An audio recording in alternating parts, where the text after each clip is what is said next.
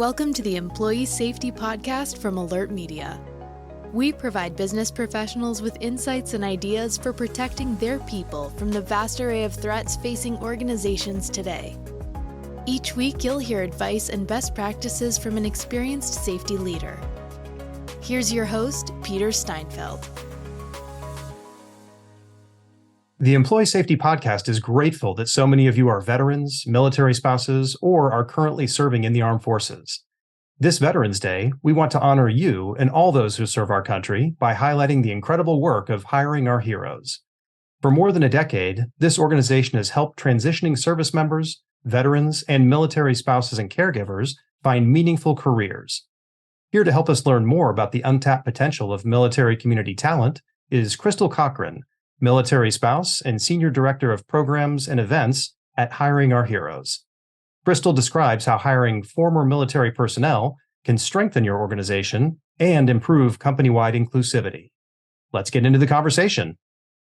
Crystal, it's really great to have you with us. Can we start with just a quick overview of Hiring Our Heroes and its mission? Absolutely, we can.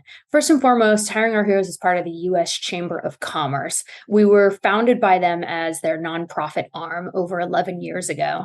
And we focus on connecting the military community with companies to create economic opportunity and a strong and diversified workforce.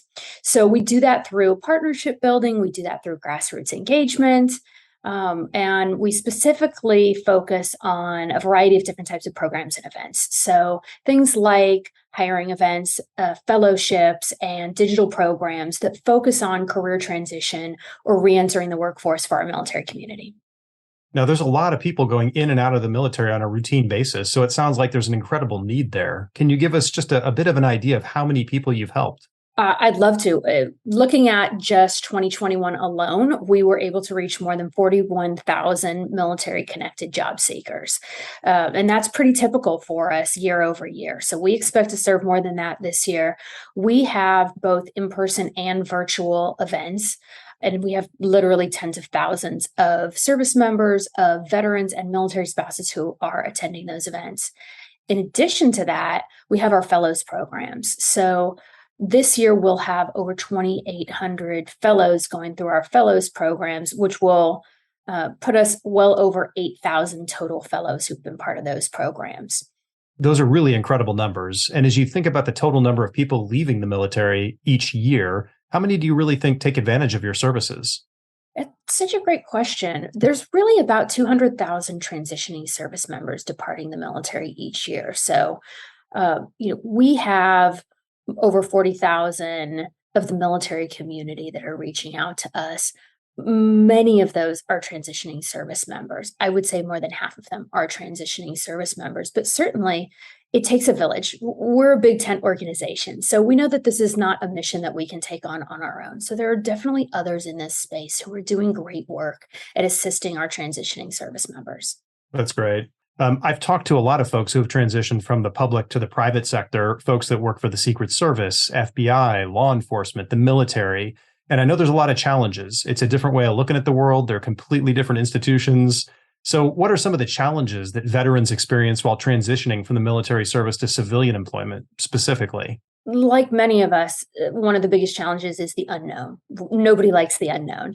And for military who are transitioning, they're generally unsure of how or where their skills translate. How does this job translate to a civilian job? Or what are the other opportunities open to me? Maybe I did a job in the military. I'm not looking to go down that same path again. They really need somebody to peel back the curtain and help them understand the civilian side.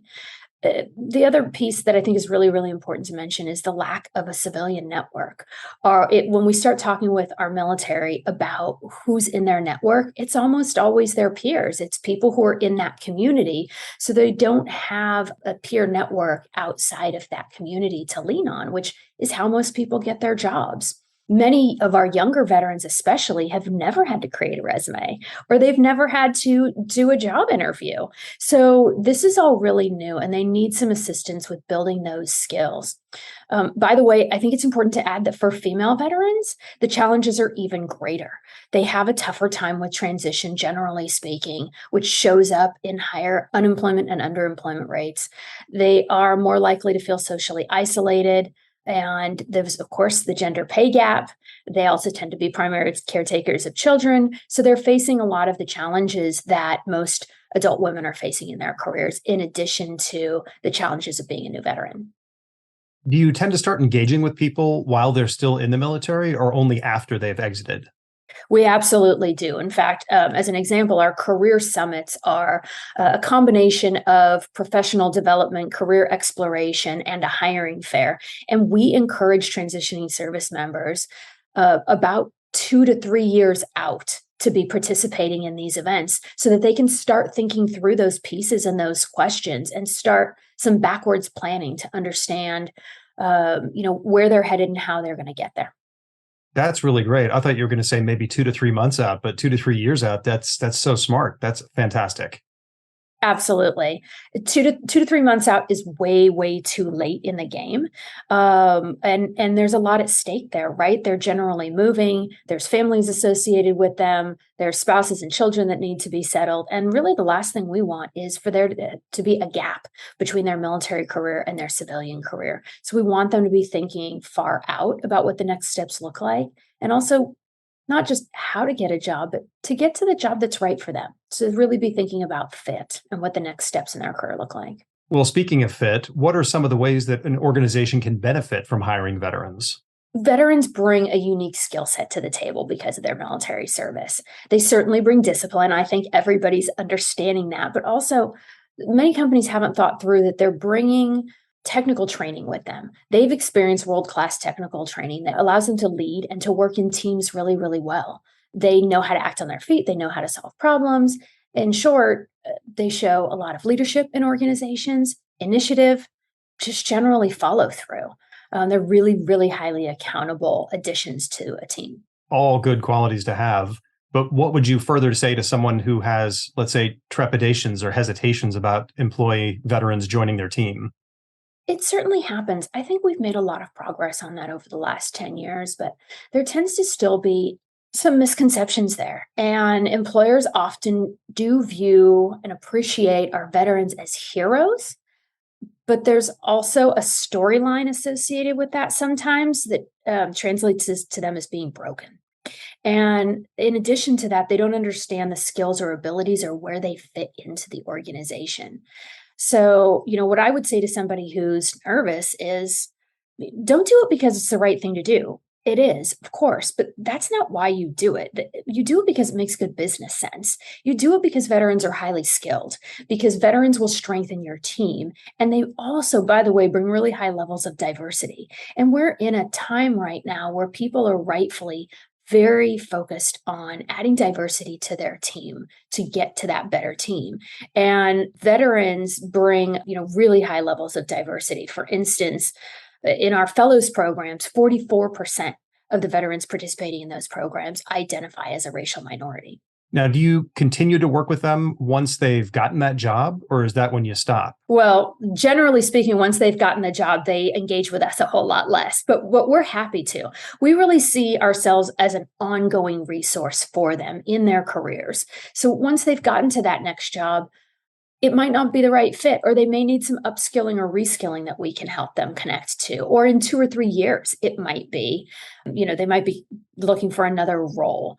Or it might be their spouse who's looking to engage with us. So there's a lot of different opportunities there, but we really focus on the entire family, the entire military community. So our services extend not only to transitioning service members, but of course to military spouses and to veterans. Well, let's talk about spouses more because they are often overlooked. So what are some of the challenges that they face when looking for employment? During their spouse's military time, during transition, and after, the top challenge that we see with our military spouses is the lack of a network. We tend to send military spouses to live in places where they don't have any connection. They don't have a professional or personal connection to that space. They also have frequent moves. They're often living in rural areas where job prospects may be fewer and narrower. And certainly their professional ties are weaker. So all of that really is the perfect storm. And frankly, that leads to an unemployment rate that hovers at around 22%. For reference, that's higher than during the Great Depression. And it's nearly 6 times higher than the average for all adult women. Wow, those are big numbers. Certainly something that should be concentrated on to see if we can improve that and bring that number down. So, with that in mind, how can hiring military spouses help improve a workforce? Why would you want to hire someone who is a former military spouse? Again, I would come back to don't do it because it's the right thing to do. Do it because it strengthens your team. Military spouses are resilient leaders who have diverse perspectives, and they are often an untapped talent pool. As we've had a massive worker shortage, most recently, about 5.5 million more jobs open than there are workers seeking work. Our employers are looking for those untapped pools of talent, and military spouses is most certainly one of them. They also, because of their lifestyle, tend to be really adaptable, resilient, and of course, loyal, because once somebody takes that risk and hires them, they want to stay with them for as long as they possibly can and be really productive and have a growth opportunity on that team. In addition to that, I would say, research tells us that military spouses tend to be higher educated than their civilian counterparts. In a recent survey that we did, we found that 75% of respondents had at least a 4-year degree, many of them having master's degrees in addition to that. And more than 80% had already pursued additional training or additional education to essentially make themselves as flexible and capable as they possibly could. Yeah, I think loyalty, resiliency, and adaptability are huge traits that any employer would love to have for someone on their staff. Yeah. Well, talking a little bit more about you, I know that you spent a significant amount of time with the Army Community Service. What inspired you to want to support service members so much? Oh, thank you so much for asking that question. I met my husband on the first day of college, and we went through our 4 years of college together, kind of dreaming about our futures, dreaming about our careers, dreaming about who we would be. And coming out of college, we got married, and I became a military spouse. And there were a lot of lessons learned very, very quickly. And to be completely honest, I learned to lower my expectations of myself, of my career, of what I was going to be able to accomplish in my career. I understood very quickly that my career would always come second to my husband's, in that he had volunteered himself for service. And when a service member does that, they're really volunteering the entire family. And so in that transition, I discovered that it was a real challenge for military spouses to reinvent themselves at every move. And that's not really what's kept me working in this employment space as much as the fact that that was more than 20 years ago, and the situation hasn't changed. It hasn't changed for those military spouses that we're working with now, whether they're spouses of active duty service members, whether they're spouses of separated or retired service members. They're still facing those challenges, and we still have an unemployment rate of 22%, which is to say nothing of the underemployment rate, the jobs that our military spouses are taking because they have limited time and limited opportunities. And so that's really what it is for me. That's what keeps it so personal for me. Well, can you tell a specific story about helping a military veteran or spouse that left an impression on you personally? Our team at Hiring Our Heroes is around about 100 people. About 75% of them are military spouses, and the rest are mostly veterans. We've got a couple of military kids, a couple of civilians. Working with them daily, with the team, has left a really strong impression on me. So let me give you a couple of examples that are on our team directly. Stephanie Murphy was a military spouse for over 20 years, through more than a dozen moves in that 20 years, and her career was always secondary to her husband's. And her resume reflected that. And since coming on our team, she has been promoted twice and leads one of our strongest programs. In addition to that, I would offer up Lauren Wagner, who is an experienced professional with an MBA who's stationed overseas in Germany. And for those who have any experience with that, they know that legally there are very few employment opportunities for military spouses who are stationed overseas. So we were thrilled to have her join our team. And she's been essential as the initial face of HOH for our spouse candidates. The last person I really want to highlight as somebody who inspires me is Brian Alvarado. Brian was a Navy spouse whose husband recently retired from service. Brian and his husband lived through the years of Don't Ask, Don't Tell. And when that was repealed, he became a relentless advocate for military spouses and military families and is now the director of our military spouse programs. So when I look for inspiration, I don't have to look far. My motivation is most definitely our team. Wow, that's fantastic. Great stories. Thank you for sharing those. What are some of the other new programs or initiatives at Hiring Our Heroes that you'd like to share with our listeners? I'll share a couple that are top of mind right now. One of them is our Amplify program because we've spent some time talking about military spouses, and that is a 2-day career intensive that's offered in person in locations across the country, as well as virtually for those who are in remote locations. And this is really focused on career change or career reentry to really bolster that professional development, prepare their resumes, provide them mentorship, beef up their LinkedIn pages so that they feel prepared for the next steps, which often are our programs. They can be our fellowship programs or our hiring events, but it really prepares them and gives them that confidence to step into those programs and events. Another one that we're really, really excited about is through a partnership with Google.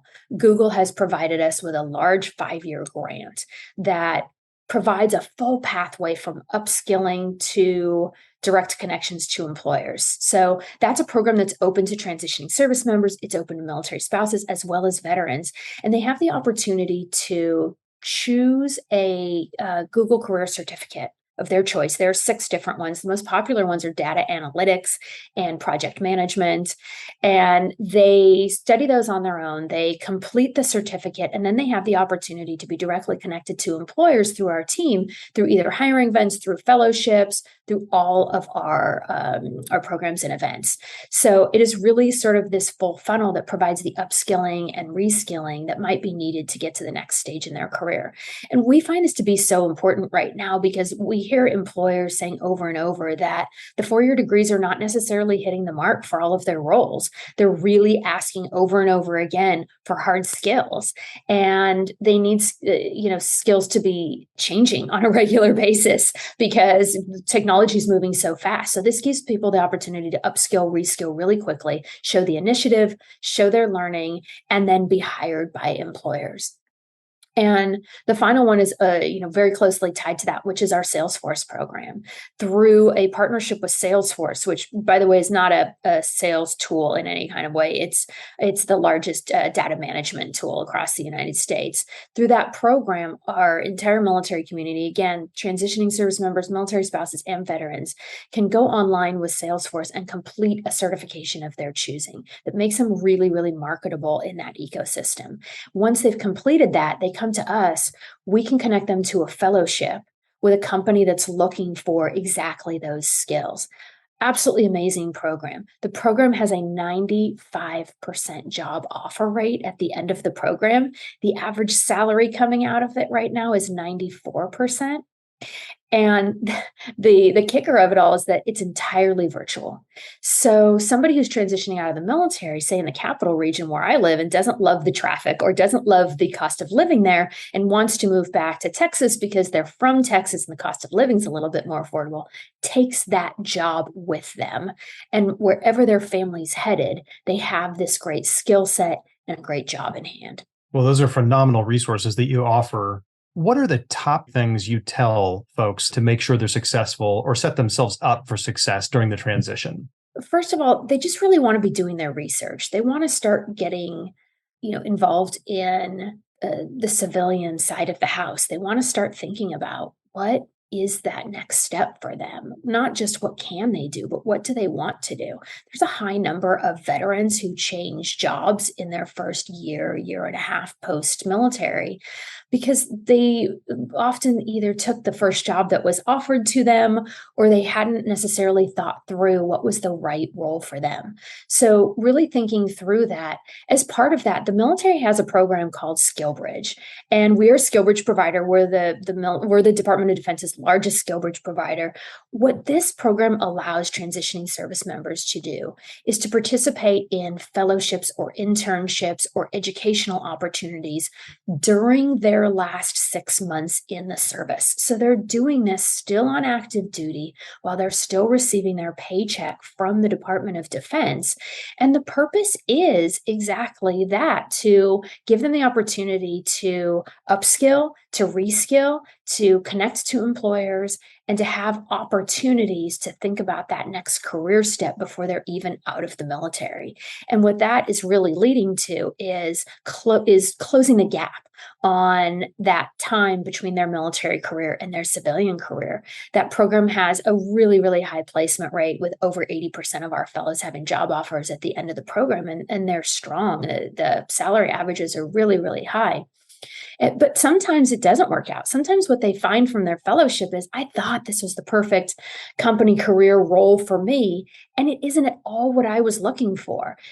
During that time, we spend a lot of time working with them to connect them to other employers as well and build those networks and really build bridges around them so that they're in a better position to make those choices and still take those next steps in their career. Oh, that's great. So it sounds like, just in general, don't stick your head in the sand.